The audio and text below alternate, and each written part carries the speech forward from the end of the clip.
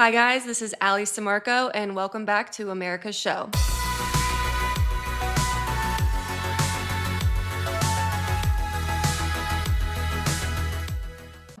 Today's guest, Adam Parkhomenko, who is a Democratic consultant, strategist, all the things, and he is also my fiance. So, welcome, Adam.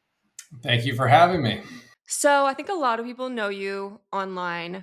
They've seen your Twitter presence, maybe TikTok and all the other things. But I was wondering if you could give us a short rundown of your job history in the political space. You've been around for a while. Some people might know that you worked with Hillary Clinton for a little, but I'd love if you could give us just a little overview of all the things that you've worked on. Yeah, well, I grew up in Arlington, Virginia, which has an election every single year. And my best friend growing up was Alex Eisenberg, whose father, Al Eisenberg, at the time was the chair of the Arlington County Board, ended up running in the House of Delegates and winning that seat. And so basically, we grew up putting out yard signs, and Arlington is very Democratic, very blue. I grew up as a Democrat. Don't look back wishing to have changed anything, but that sort of led me to my first position on the House side under John Dingell. He used to be the dean of the House. And then in 2003, I started the Draft Hillary effort, in which I really wanted her to run against George Bush. She didn't, but she did hire me, and I went to work for her PAC, Friends of Hillary and Hill PAC on the Hill. And spent the better part of my adult career working for Hillary on and off. Also started the Ready for Hillary PAC after Barack Obama had won re-election. Basically, shortly after, she was at the State Department and had not had a campaign apparatus or a committee for years. And I thought, it's super important to make sure that she had an active list of supporters and a vehicle people could go to get involved and show their support for her and organize in the event that she did run. Ultimately, she did run, and that was a big asset. We had identified thousands of supporters in Iowa alone, and the Iowa caucuses, she only won by a number of votes back in 2016. So, and somewhere in between then, did a few other things. I used to work for the National Center for Missing and Exploited Children, the Securities and Exchange Commission, and then I was a reserve with DC Police for about 15 years. Great. Thank you for that. Curious what your opinion is. 2016, right? You're working for Hillary Clinton, potentially going to even work in the White House if she won. So, what is one thing that you would have done differently in 2016 if you were Hillary Clinton or on her team? Yeah, for sure. So I think that even looking back to 2015, she launched her campaign in April of 2015, and a number of states started to come online. Some of these are battleground states. Some of these are states that, for instance, Maryland, which she would be expected to run, but you could identify a bunch of expected to win, but you identify a bunch of volunteers that can travel places to like Pennsylvania to help out. The problem One of the problems was Michigan was really the one of the last sort of key critical battleground states to come online, and it was, we had it for the primary, and then it sort of just kind of got shut down, and then it got rebuilt for the general election. And campaigns aren't really things that you can sort of like put in the attic and then just kind of assume you're going to bring out and dust off. It just doesn't work like that. So I really think that having an opportunity to really build a real campaign in those states and keep them online for the entire campaign would have served her much better in the fall in places like Pennsylvania and Michigan.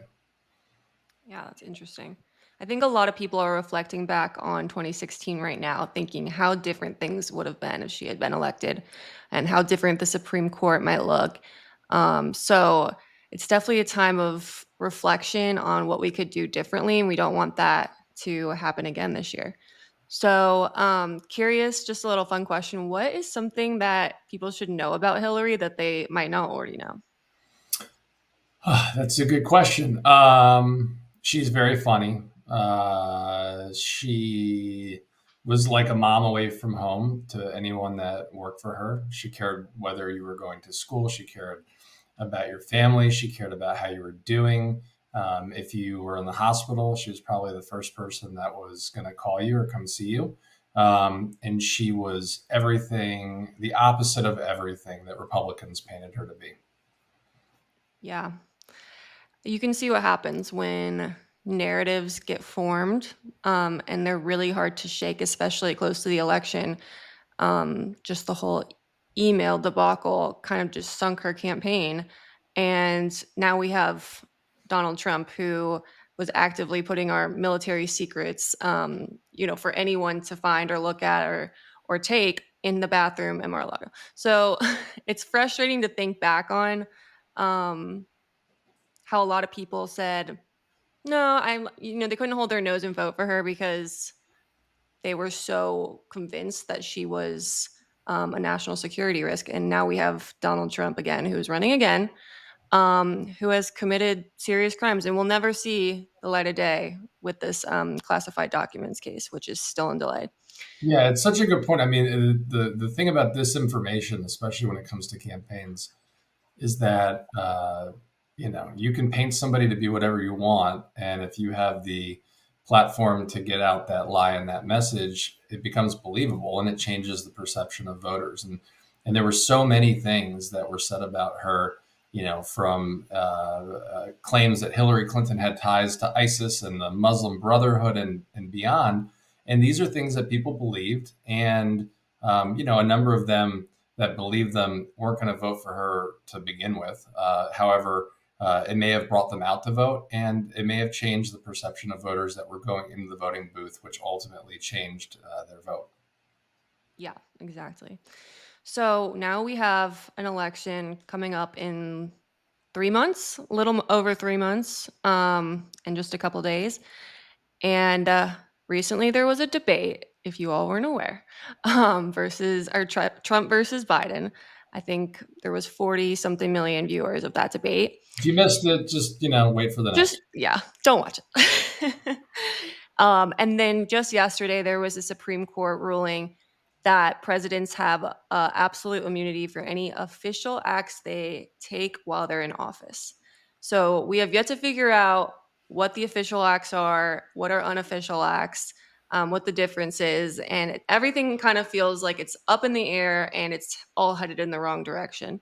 So if you were Biden's advisor, close advisor right now, or you were on his team, what would you be telling him to do right now? Well, I'd probably be a huge disservice to him because I think that there's a number of people around him and him himself that are better than me. Because I would say, let's put Donald Trump on a plane to Guantanamo and really start to test these out. Yeah. And I think, look, I would roll out a list of 100 things that he's going to do, and then sort of come out, and say, actually, this was a list of things that Project 2025 plans on doing, and draw attention to all of these things that Donald Trump would do with immunity. Joe Biden is not somebody who breaks the law; he follows it to a T. But I think that they've got to come up with a way to really hammer home just how devastating that ruling is and what it could lead to. There was a story in Axios, and I'm not a big fan of Axios, but basically says that the 2025 Trump administration would be a better version of the 2017 administration, except this time it would have no breaks, and it would just do everything In a good way or a bad way? in a bad way. I mean, just Yeah. like basically, like this has just paved the way. I like that idea of, of Biden giving a speech or something, laying out exactly what Project 2025 plans to do, which is really alarming stuff, like highly disturbing, and then at the end saying, just kidding, because the Yeah, or do it in a outrage. way that like they can't like cut a commercial from it, but they've got to do something to one of the big Yeah. reasons why Trump has been successful is the theater of everything, right? Everything is a show. I feel like Joe Biden has got to put on some type of show to really hammer home Yeah. just how much of That's what gets viewership and right, exactly. attention, is the show and the theatrics and the entertainment of it all, because people just tune out when it's boring. It's, same old status quo stuff. So it's Right. unfortunate, but So Axios had an article, and here's a quote from it. It said, "Think of Trump 2025 as a better prepared, much better organized, and much more powerful version of Trump 2017, minus Republican breaks and any mystery about immunity. You might like this or loathe this, but it's coming fast and furious if he's elected." Wow. Yep. That's like very daunting, kind of like world dystopian, I guess is the word I'm looking for, stuff, if you think about it. So Yeah, it's got like the Tesla SUV feel to it. But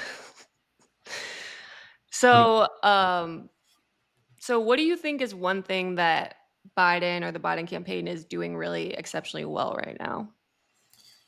look, I think that some folks have come out after the debate and they've suggested that there needs to be a replacement. They are holding their coalition together very strongly. Just within any organization, campaign, and administration, there's always going to be one or two that are going to come out and do things for different reasons. One of them, as a perfect example, prior to the debate, was Dean Phillips. Right, Dean Phillips is somebody who voted with Donald Trump, I think like 98% of the time or something like that. And a lot of us supported when he ran.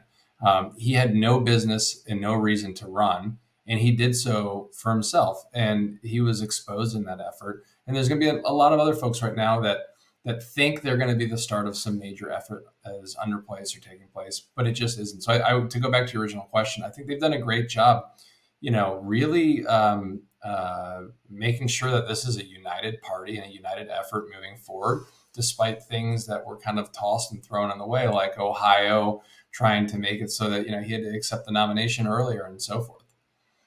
Yeah, I think that's very true, and that's something that um, they might not get a lot of credit for. That they might get a little flack for sometimes, which is that yes, the campaign is very unified, and people will say, "Oh, well, they're just blindly." Like they're comparing the Biden campaign in some ways to the Trump cult, and they're very, very different. One thing, if you look at just really how united everyone is, even where there is work that Joe Biden and Kamala Harris and others can do, Democrats are making their voice heard about their disagreements with the administration in the right ways. So if you go back to the Michigan primary, right, it was like, I think the Daily Show said, "We've never have we seen so many people being committed to being uncommitted when they voted." But where did they express their feelings and thoughts and things they wanted to see change in this process? They did it at the voting booth, right? I think these are folks that are going to be out there doing everything they can to make sure that they don't wind up with Donald Trump in November. But it doesn't mean that there's not a lot of work to do and a lot of folks that Joe Biden can reach out to continue to build that coalition. Right. Totally. So I think I already know the answer to this, but do you disagree or agree with some Democrats, high level Democrats, even now, or congressional Democrats that are calling for Joe Biden to drop out of the race or step aside? I mean, I don't agree with it. First of all, I don't even think that they're. I don't think they've done their homework in terms of the way that this is all proceeding and moving forward when it comes to the DNC, the delegates, the elected delegates. The math is not there. A lot of these folks are the same ones that are suggesting, X, Y, or Z be the new nominee. That's not going to happen. If there was a change, it would be Kamala Harris, and the party would unite behind her. And I also don't think that we'd be having this conversation if Kamala Harris were a white male. I mean, it's just not something when you look back in the history of this country. People weren't saying, "Oh, what happens with to George Bush," because Dan Quayle was younger and white. And it's just so the reality of this is Joe Biden's not going anywhere. If something were to change, if he were to think that he needed to make a change, it's going to be Kamala Harris. But again, I just think that a lot of this is just noise and folks that want to continue to build a name for themselves and build a platform for themselves. Yeah, I think you're spot on with that. I think a lot of people have unjust, like disdain for Kamala Harris for some reason. They have criticized her a lot for being not likable enough or not palatable enough, which is frustrating because the prior VP was literally Mike Pence, who is like Right. walking cardboard. So, Yeah, I mean, it's the same thing. One of the things that Hillary Clinton talked about after losing the 2016 presidential campaign was that with women running, doesn't matter if you're a Democrat or Republican, the higher office you get, or the high, this can be in the private sector too, the larger position of power you're in, the more you're hated and second guessed, and the more negatives you have. That goes without any attacks. And then you've got the Republicans that are just spewing lies about her, and the gaslighting has gotten so bad. Folks are now on the right are now sending messages to people like you and me saying, why are you racist? Why don't you support Kamala Harris? Like we're supposed to be getting Kamala Harris to be the new nominee. There's just no truth to any of this stuff. We're all big supporters of hers, and if Joe Biden weren't running, we would be behind her. Yeah, 100%. She's also really come into the role of vice president. And so she's, in the Oval Office day to day, working with the president. She knows how the presidency operates. So I would trust her full heartedly with the role. So, question for you: who is someone in the Democratic Party, I guess aside from people we're just talking about, Joe Biden or Kamala Harris, that you really admire and why?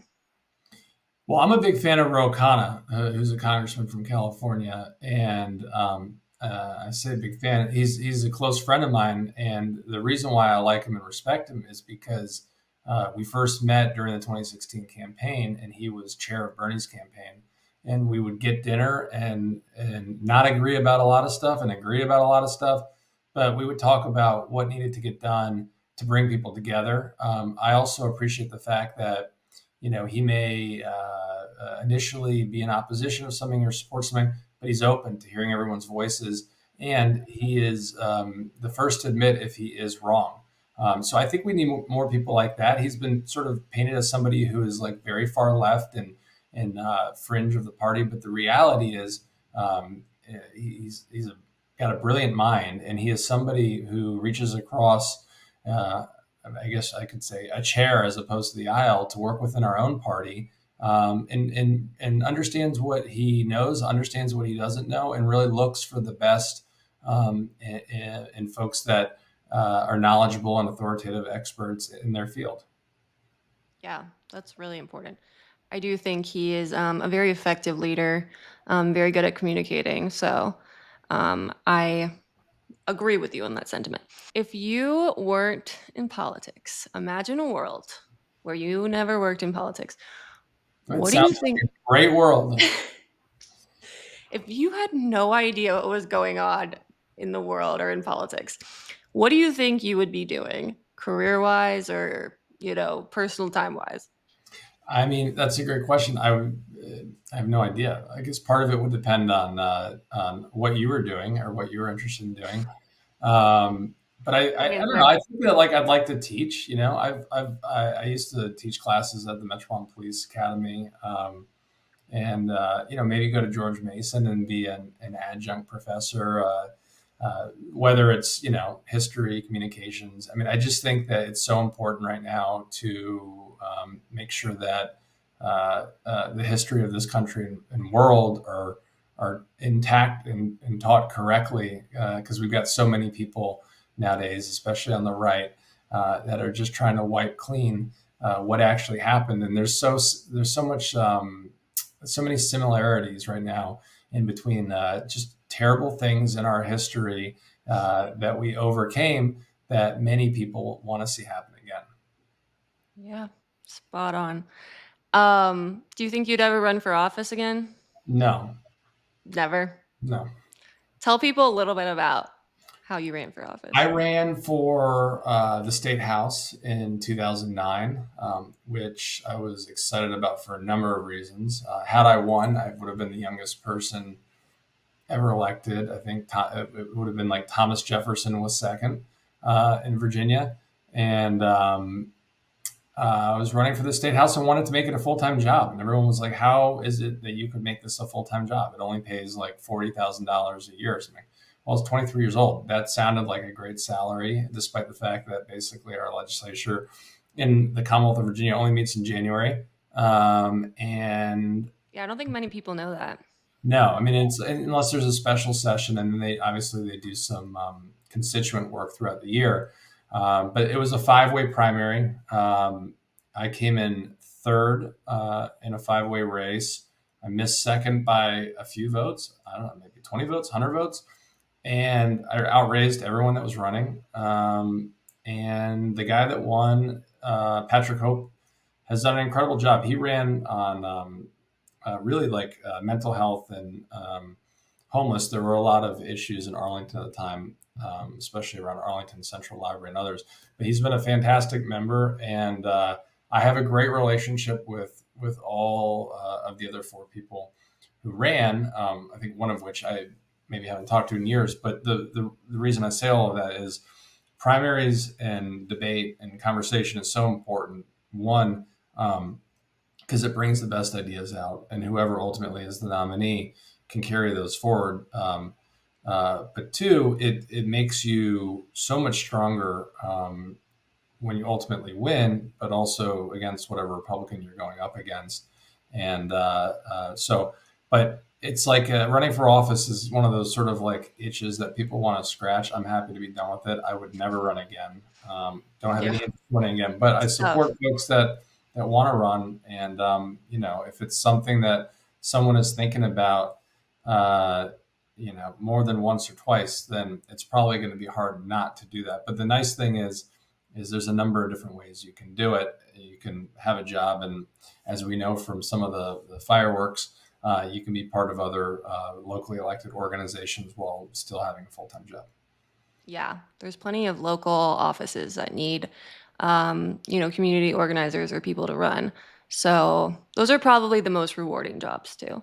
Yeah, the problem is it's just like it's such a toxic environment right now. I give credit to anyone that wants to run for It's true. office because if you're a Democrat and you're running for office, even in your own primaries nowadays, you've just got so many people that are trying to ruin your reputation, even if you've been, working your ass off your entire career, because they will do and say anything to get their candidate across the finish line. And so from bottom up, I think that this country is in a position where we need to move beyond all this Trumpism as soon as possible, and within our own party, just put a stop to this sort of like egregious line of attacks on good people that are standing up. Well, thank you so much for joining me. Tell people where they can find you. You can find me at Adam Parkhomenko. I mean, it's, common spelling. Sort of anywhere now, including Substack. Ooh, Substack, Twitter, TikTok, Threads, all the things. So everyone go follow Adam. And thank you all for joining us today, and we'll see you next week.